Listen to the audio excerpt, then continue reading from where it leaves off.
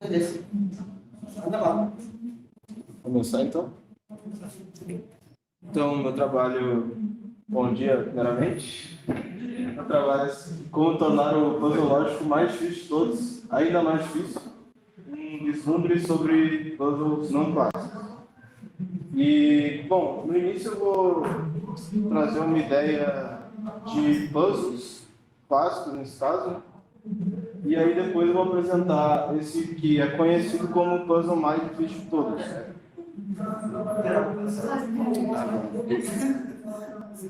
Sala discutiu? Você pegou esse cafezinho com papel de plástico de luxo? Depois vai ser daqui, né? Ele vai fazer isso. Na minha frente, sabe?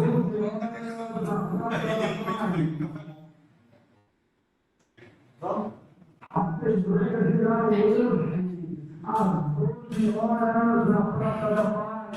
Sindicato dos Trabalhadores também convoca a todos a participarem da Assembleia da organização do nosso movimento. A Assembleia de Alunos. Você? Pode passar. Então, só primeiro eu vou dar uma ideia dos puzzles, como vocês estão aí há mais tempo na lógica, né? Eu vou pedir para vocês resolverem. Aí depois eu vou apresentar um puzzle mais difícil de todos. E depois eu vou introduzir a ideia de puzzles não clássicos. Bom, primeiro, o que eu estou considerando como puzzles lógicos aqui, né? Então, estou considerando como que são problemas que nos inclinam assim, a raciocinar rigorosamente. Então, tu consegue resolver esses puzzles aplicando princípios lógicos, seja implicitamente ou explicitamente. Não chega a ser uma definição, é só uma explicação para o que vier.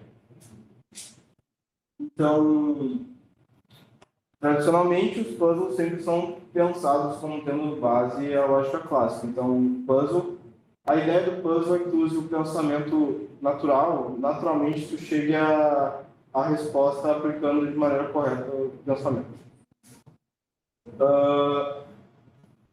Mas, então, quando se desenvolveu lógicas não clássicas, aí se permitiu fazer sistemas que não usassem os princípios e regras clássicas, mas até então não se desenvolveu muito puzzles não clássicos, porque parece uma ideia incompatível, que tu naturalmente vai pensar de maneira não clássica. Então, puzzles e lógicas não clássicas parecem coisas incompatíveis. Eu não vou argumentar aqui filosoficamente, porque seria filosofia da lógica, tentar argumentar que é possível fazer puzzles de maneira não clássica. Eu vou só dar alguns exemplos e vocês vão ver se funciona para vocês ou não. Bem simples assim. E o que eu vou pegar como exemplo mais paradigmático é esse puzzle que foi exposto pelo Carnieri, que é uma versão da lógica paraconsciente desse puzzle mais difícil de todos, que é apresentado pelo Boole, que tem origem no Smurley e tal. Mas a ideia, só para dar sentido ao título, por que seria mais difícil do que o puzzle mais difícil de todos? Porque o puzzle mais difícil de todos tem solução em duas questões, duas perguntas. E esse você teria a conjectura que tem só em 3, não tem em menos de 3. Por isso seria mais difícil que o mais difícil de todos. Pode mandar bala. Uma pergunta. Então, nessa sua noção de puzzle lógico, tipo, todo, sabe, paradoxos lógicos, assim, são meio que um tipo de puzzle. Também diria, só que puzzles tem que ter uma solução bem determinada, né? Ok. Então, sabe, paradoxo mentiroso não conta porque a gente não sabe se resolver. Aí é uma área cinza. Então, eu queria dar alguns exemplos de puzzles clássicos só para reforçar essa ideia de que puzzles utilizam princípios lógicos, puzzles lógicos vão utilizar os princípios lógicos para serem resolvidos.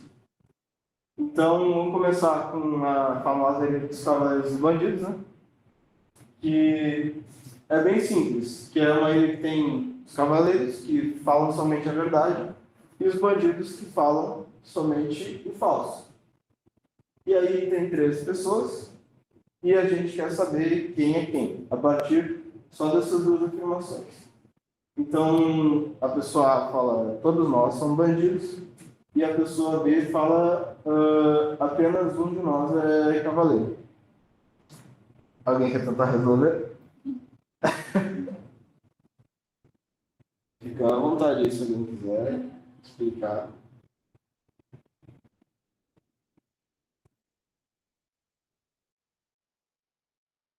Fiquei sentado, não sei se é. Ah, tá.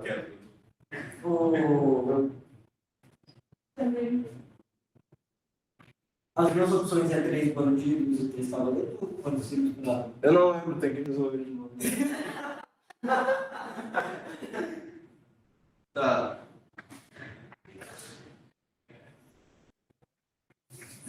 Vamos supor que o que o A disse é verdade. Ele disse que todos nós somos bandidos, então ele também seria bandido, então o que ele falou é falso. Então, ele não pode ser cavaleiro. Porque se ele for cavaleiro, ele fala, é verdadeiro. Então a gente sabe que o A é bandido. Agora o B.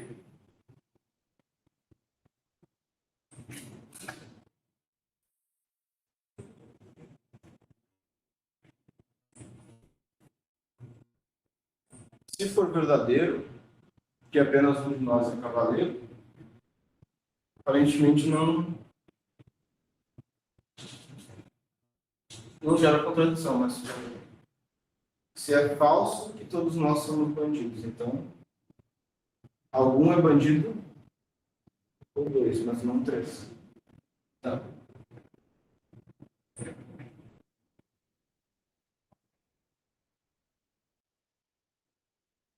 E o B, apenas um de nós é cavaleiro, se é falso, que apenas um de nós é cavaleiro,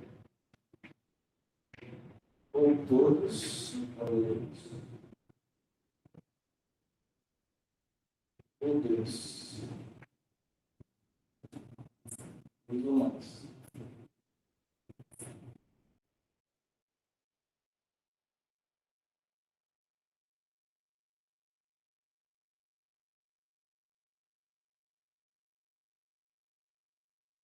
Só que nesse caso aqui, ele é bandido.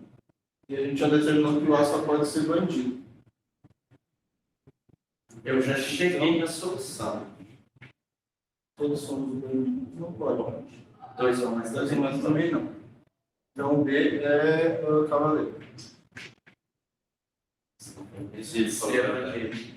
Se ele disse que ele é, então é verdadeiro, que é apenas um de nós cavaleiro. Então o C é bandido.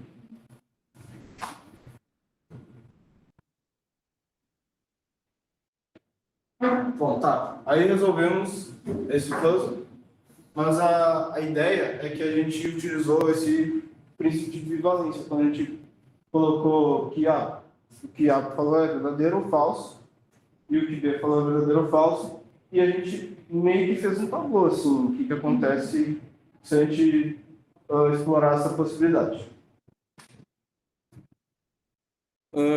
Bom, e outra função de puzzles, não necessariamente seria um puzzle, assim, mas nessas situações piadas hipoteticamente lógicas, também servem para introduzir teoremas e outros resultados lógicos. Nesse caso aqui é o primeiro teorema da incompletude. Como você sabe, o primeiro teorema da incompletude ele mostra que tem verdades na aritmética que não são demonstráveis no sistema formal aritmético. E nesse caso, a analogia é que nessa ilha dos cavaleiros que tem os cavaleiros que falam somente a verdade e o falso, existe uma situação em que eu chego na ilha desses cavaleiros e bandidos e uma pessoa fala uma afirmação que eu não posso nem acreditar na afirmação nem na negação dela. seria um paralelo do teorema da incompletude. Que, tipo, o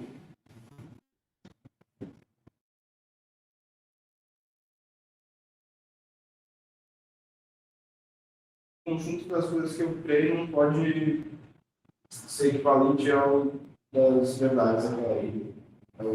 Uma coisa comparada ao conjunto das coisas demonstráveis não é equivalente ao conjunto das verdades da internet. E, bom, é assim, né? Um habitante da ilha fala, não. Você nunca irá acreditar que eu sou um cavaleiro. Ele fala isso.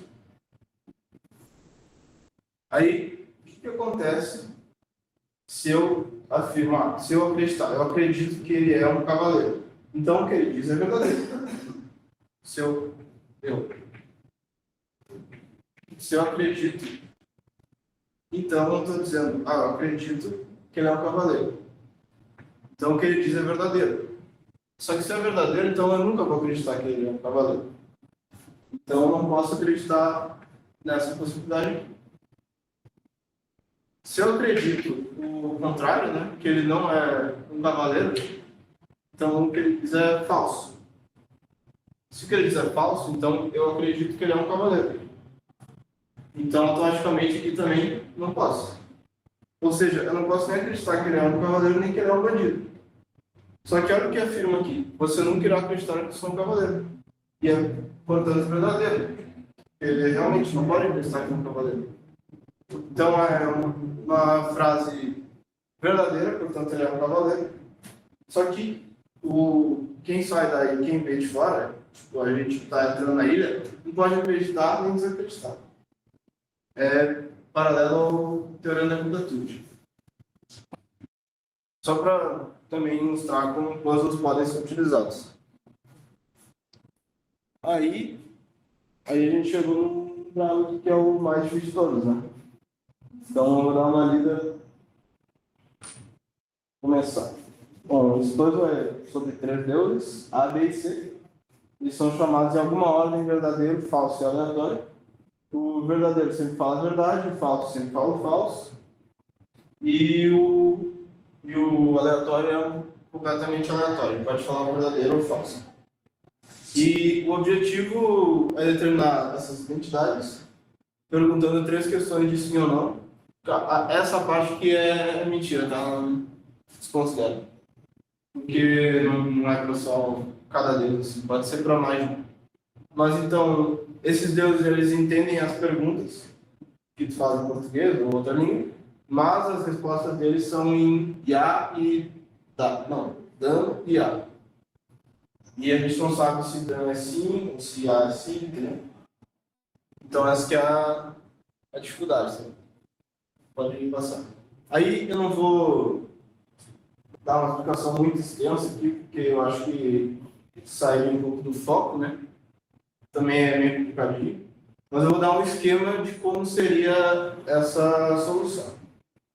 Tá. Primeiro, antes de mostrar as perguntas, o que o Luz mostra é que se eu perguntar coisas do tipo assim,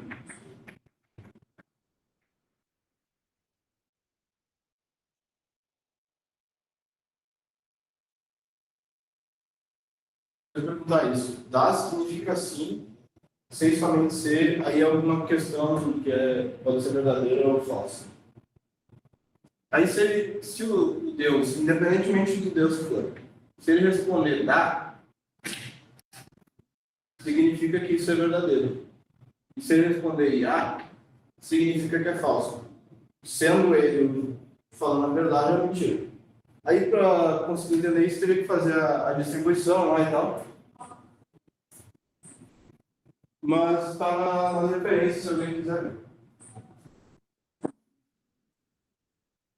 Então, vamos lá. A solução começa perguntando para o A, por exemplo. A. Dá significa sim. Sem somente ser o A é o verdadeiro, sem somente ser B é o aleatório. Essa é a primeira pergunta. Aí o que acontece? A gente quer determinar quem não é um aleatório. É isso que a gente quer conseguir para nas outras perguntas determinar os outros. Então aí dá para fazer uma divisão. A gente tem que, no primeiro caso, o A é o aleatório.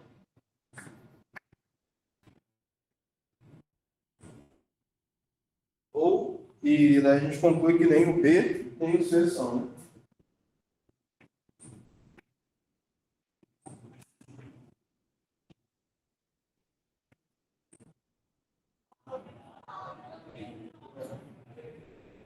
E aqui, a segunda possibilidade é que ele é ou que fala sempre a verdade,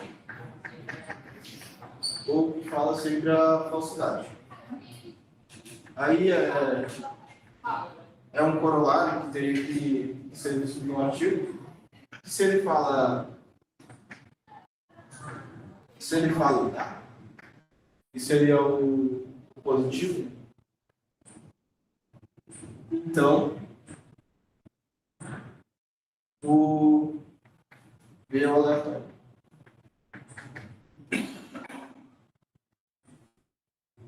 Então o C não é. Se ele fala o IA, aí o B não é o aleatório. Então a gente tem que ir nas possibilidades. Ou o C não é, ou o B não é, ou o B e o C não são. Aí a próxima pergunta vai ser feita para aquele que tu determinar que não é o aleatório, que é ou veros ou falsos. Então, o B, né? Aí, pergunta. Dá significa sim, se somente ser Porto Alegre está no Rio Grande do Sul? Então, a parte direita é verdadeira. Então, se ele for o veros, ele vai dizer dá. E se ele for o falso, ele vai dizer ia.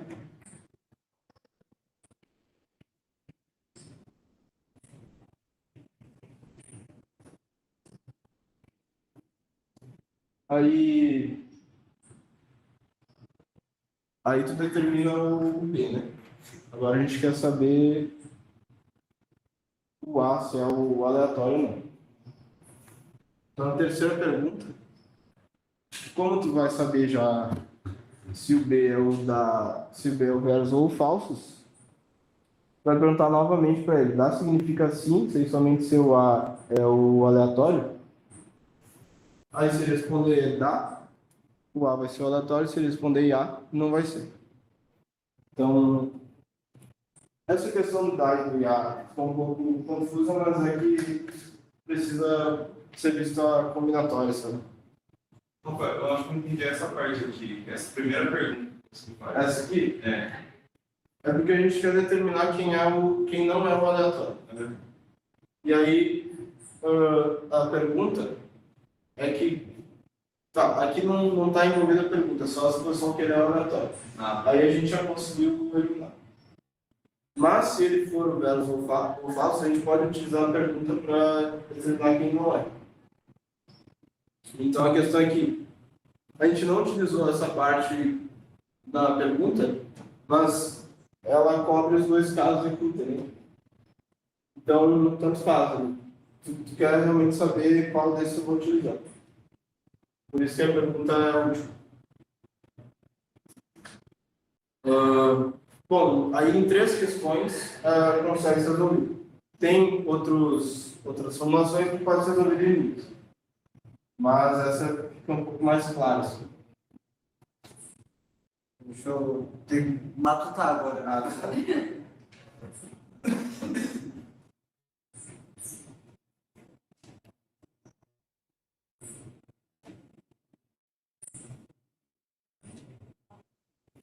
Eu vou tentar resumir. A primeira pergunta é para determinar quem não é o aleatório. Aí, determinando quem não é o aleatório, vai perguntar para esse Deus se é uma pergunta que vai determinar se ele é o veros ou o falso. Aí, sabendo que ele é o verso ou falso, tu vai perguntar para ele de novo para saber a identidade do terceiro, que ficou sobrando. Sim, eu acho que as duas últimas perguntas, ok, o que eu não entendi é como a primeira determina quem é o aleatório ou não. Como a primeira? É que assim.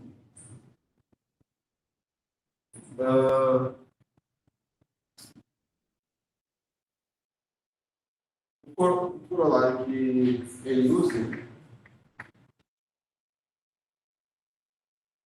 é que se eu disser dá significa sim, sem somente ser.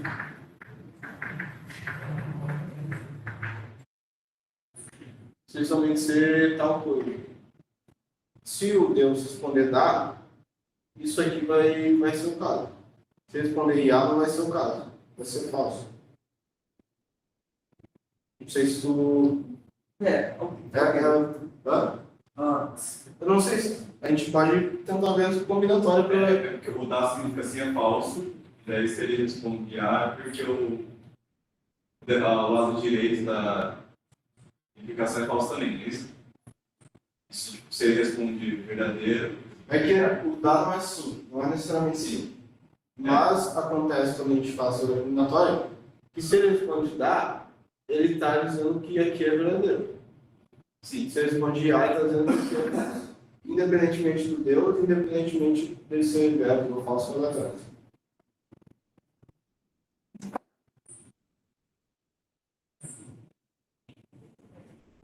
Deu para entender. Ok, legal.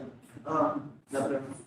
Aí os detalhes, assim, é um pouco mais chatinho de ficar vendo, mas acho que não vale a pena entrar agora. Os detalhes.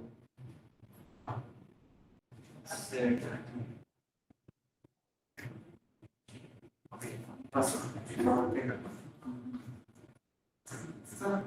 E. Não. Sim, e uso o princípio do terceiro excluído nesse caso. Pode ir, você. Pode passar. Aí, o que eu quero introduzir agora são puzzles não clássicos. Pode voltar um.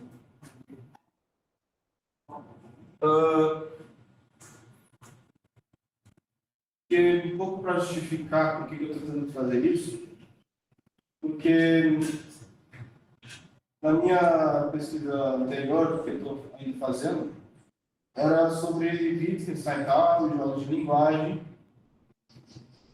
e um pouco mais sobre teorema da juventude. Mas quando eu entrei nesse quesito de jogos de linguagem, ele coloca muitas situações onde ele utiliza conceitos de maneira diferente, como a gente empregaria. Então, sei lá, ele dá exemplos como, imagina que tem uma tribo que vende madeira determinada pela área que a madeira ocupa e não pelo volume.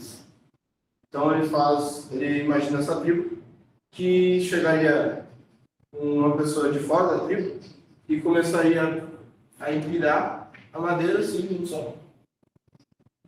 E aí, acharia que estaria ganhando lucro, estaria ganhando vantagem desse.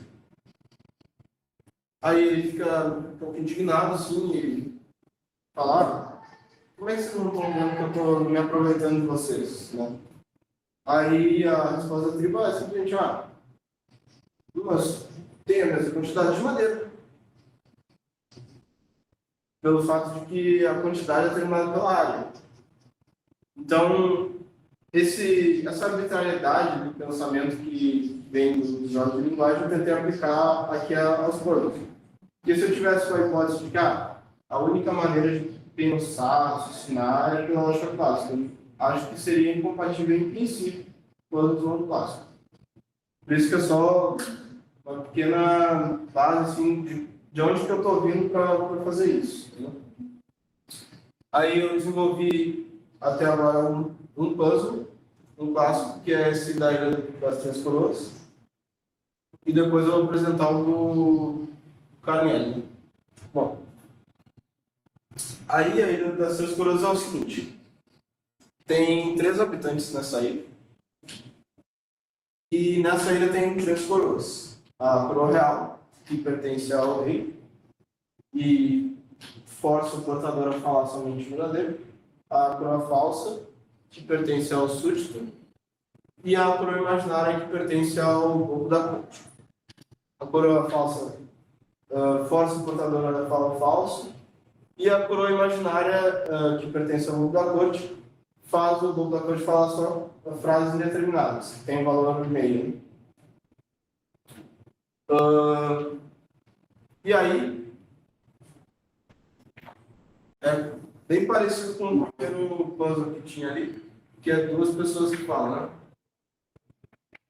Então, o A afirma B é o rei, e o B afirma eu não sou o rei. A partir disso, a gente quer determinar quem é A, quem é B e quem é C. Pode passar aí.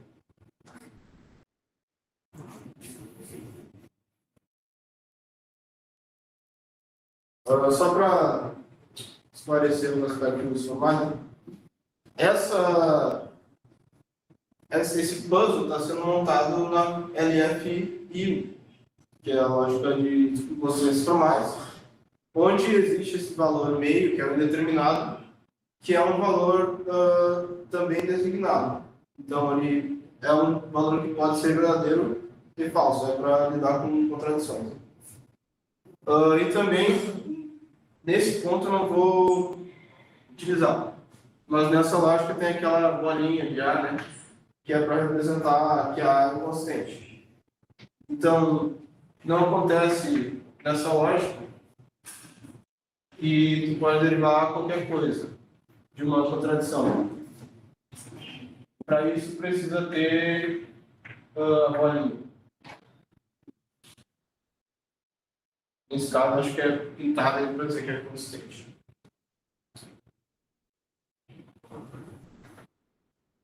Não. Bolinha vazia quer dizer que é consistente. Aí gera explosão. Mas aqui, nesse caso, não é preciso utilizar isso ainda. Para resolver esse problema, eu comecei do B, né? Que afirma que ele não é o rei. Lembrando que o rei fala a verdade, o súdito fala falso e o povo da corte fala indeterminado. Primeira suposição, vamos supor que é o rei. Se ele é o rei, então o que ele fala é verdade e ele não é o rei. Então ele não pode ser o rei. Se ele é o súdito, o que ele falar é falso. Se é falso que ele não é o rei, então ele é o rei. Então ele também não pode ser o súdito. Ou seja, essa frase é indeterminada, ele tem que ser o povo da corte.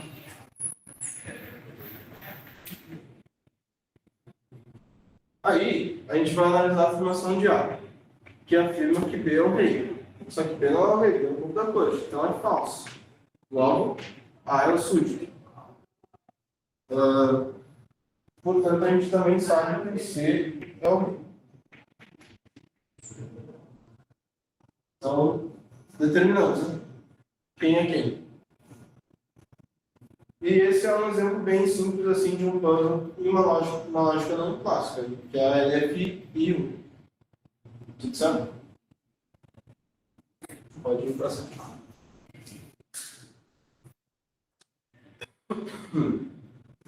Aí, entrando na seara do puzzle do Carmiel, é baseado no puzzle que a gente viu antes, mais difícil de todos, só que ele contém agora uma diferença, né? Que são 3 deuses, o aleatórios, o veros e o falsos. E agora, como a gente está dentro dessa LFI, existem questões que são consistentes e questões que são inconsistentes. Aí, por exemplo, se eu perguntar para o Deus Veros uma questão consistente, ele vai me dar uma resposta 1 ou 0, dependendo de como for. E o falso vai ser o contrário, né?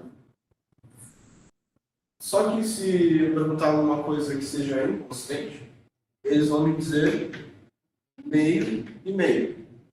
Nesse caso é porque nessa lógica a negação do meio é a própria do meio. Então esse é o comportamento do versus falsos e o aleatório é aleatório entre esses três valores. E agora, como a gente está com três valores, aí tem o IA, o tá e o dá. Que novamente a gente não sabe qual é qual. E, bom, aí pode passar. Aí a grande questão aqui, para determinar quem não é o aleatório, nesse caso, é que se eu fizer uma pergunta desse tipo aqui, se o A é aleatório, o verus e o falso sempre vão responder de maneira consistente. Porque é uma pergunta consistente. Você quer. Então, eu já consigo meio que tirar esse possível meio da jogada. Então, ele pergunta, a primeira pergunta seria para o B, por exemplo. Se eu perguntasse o A é um aleatório, você responderia já? Aí, vamos fazer de novo aquele esquema, né? Ou a gente vê que o B é um aleatório, então a gente sabe que o A não é, e o C não é. Mas, segundo o caso, ou B é o verbo ou falso. Aí, se ele responder já, a gente sabe que o A é o aleatório. Se ele responder tá ou dá, a gente sabe que o A não é o aleatório. Mas aí, tu pergunta. Mas esse aqui a gente não sabe, o tal dá pode ser o meio. A gente não sabe qual que é a negação, né? Só que aí tá. Mesmo nós não sabendo qual deles é a negação e qual deles é o indeterminado, aquele que ele responder vai ser a negação, não indeterminado. Porque é uma pergunta consistente. Então não pode combinar o verbo ou falso. Então aqui a gente sabe que o A não é um aleatório, e aqui a gente tira que o C não é um aleatório.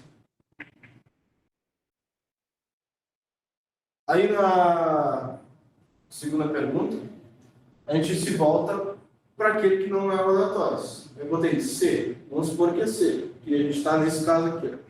Mas poderia ser esse caso se aí fosse para o A, sempre a gente de generalidade. Aí ele pergunta. Se eu perguntasse se é verus, você responderia já?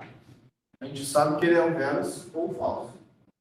E, novamente, isso aqui é uma questão consistente. Se C é verus ou não. Então, se ele responder já, ele é um verus. Se ele responder tá ou dá, ele é um falso.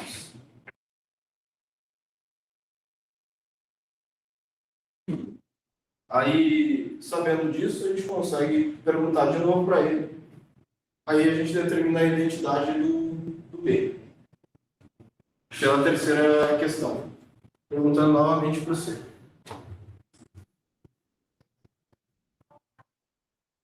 Então, dessa maneira um pouco esquemática, a gente conseguiu mostrar como é que resolveria uma NF, uma lógica de inconsistentes formais. Eu acho que não tem mais... Aí, pode ir mais dois aí? Então, tem a apresentação. Pode... Pera, deixa eu voltar no slide. agora.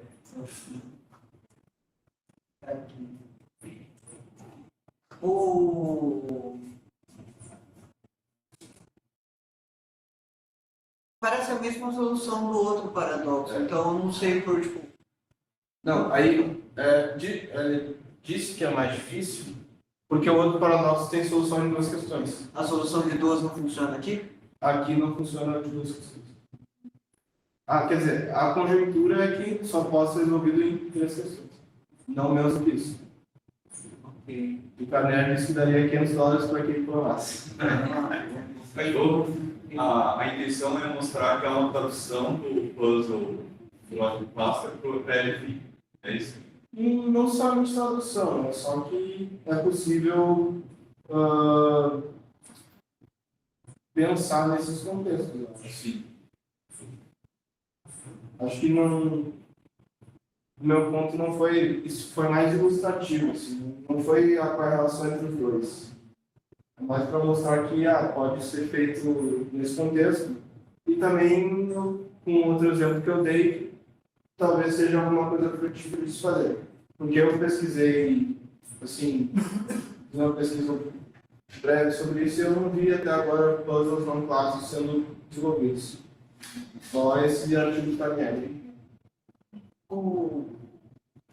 E outra dúvida que eu fiquei aqui é tipo o quanto desse ser mais difícil tem a ver com ser uma lógica não clássica ou só o fato de ter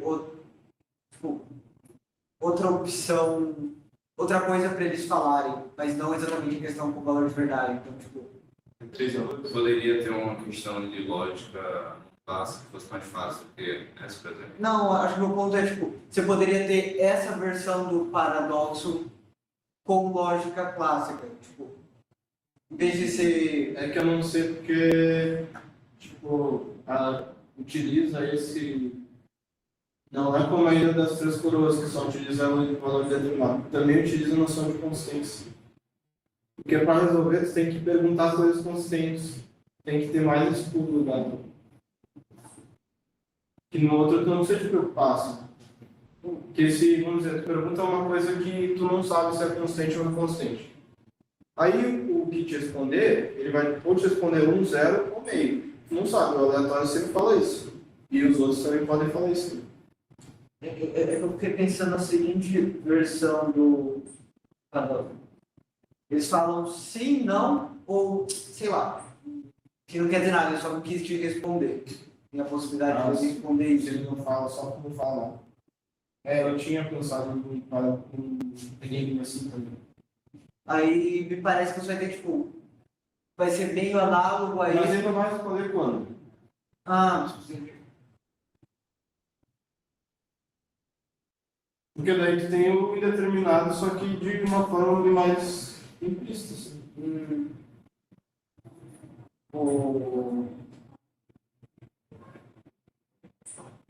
Verdade. Porque não é necessário que tenha explicitamente o valor meio. Sim, É só que ele se comporte de maneira uniforme nas situações que o meio está presente.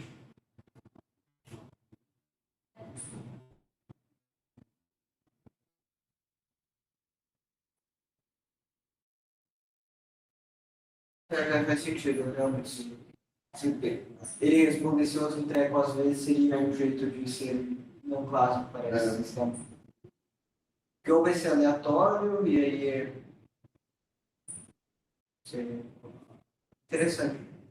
E qual que é a solução em duas perguntas do outro? Em duas, não cheguei a ver. Porque quando eu estava lendo, o do Burgos ele explica bem certinho assim, os passos e tal. Aí o cara que resolveu as duas, ele só. Tá quanto? Duas. É isso aí, ó. Mas e aí, esse é o programa que eu pretendo continuar, né?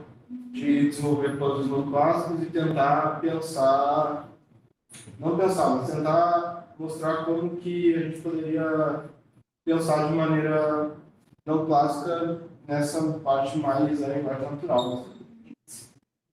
Algo que seria interessante de ver se tem é tipo um puzzle que você não deixa explícito que está usando lógica não clássica, mas a nossa solução natural é com lógica não clássica. Eu não sei se. É porque eu perguntei para o Rafael a primeira vez e eu só falei assim: tal pessoa fala indeterminado. E não sei se foi tu ou o Daniel que conseguiram resolver sem. Acho que ele não. Foi o primeiro, eu tentei uma primeira possibilidade, já foi. Tá. Então, tipo, eu não explicitei que era LFI. Eu só disse que era um valor indeterminado. Assim. Mas eu não sei quanto isso estaria preciso também. E daí eu poderia, só no indeterminado, poderia estar usando aquelas lógicas trivaloradas, sabe? Mas enfim.